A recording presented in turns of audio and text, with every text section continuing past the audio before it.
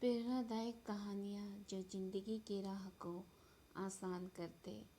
आज की कहानी है हाथी और रस्सी की कहानी। तो शुरू करते हैं।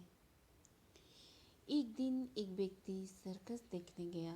वहाँ जब वो हाथियों के बाड़े के पास से गुजरा तो एक ऐसा दृश्य देखा कि वो हैरान रह गया। उसने देखा कि कुछ विशालकाय हाथियों को मात्र उनके सामने के पैर में रस्सी बांध कर रखा गया है। उसने सोच रखा था कि हाथियों को अवश्य बड़े पिंजरों में बंद करके रखा जाता होगा या फिर जंजीरों से बांधकर, लेकिन वहाँ का दृश्य तो बिल्कुल उल्टा था।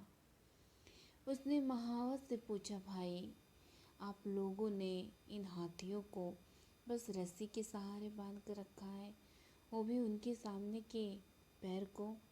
ये तो इस रस्सी को तो बड़े ही आराम से तोड़ सकते हैं। मैं हैरान हूँ कि ये इसे तोड़ क्यों नहीं रहे। महावत ने उसे बताया, ये हाथी जब छोटे थे तभी से हम उसे इतनी ही मोटी रस्सी से बांधते आ रहे हैं। उस समय इन्होंने रस्सी तोड़ने की बहुत कोशिश की, लेकिन ये छोटे थे इसलिए रस्सी को तोड़ पाना इनके सामर्थ्य के बाहर था। वे रस्सी तोड़ नहीं पाए और ये मान लिया कि रस्सी इतनी मजबूत है कि वे उसे नहीं तोड़ सकते। आज भी इनकी वही सोच बरकरार है। इन्हें आज भी लगता है कि ये रस्सी नहीं तोड़ पाएंगे, इसलिए ये प्रयास भी नहीं करते। ये सुनकर वो व्यक्ति अवाक रह गया। सीख है दोस्तों, उन हाथियों की तरह हम भी अपने जीवन में नकारात्मक सोच रूपी रस्सी से बंध जाते हैं। जीवन में किसी काम में प्राप्त हुई असफलता को हम मस्तिष्क में बिठा लेते हैं और यकीन करने लगते हैं कि एक बार किसी काम में असफल होने के बाद उसमें कभी सफलता प्राप्त नहीं होगी।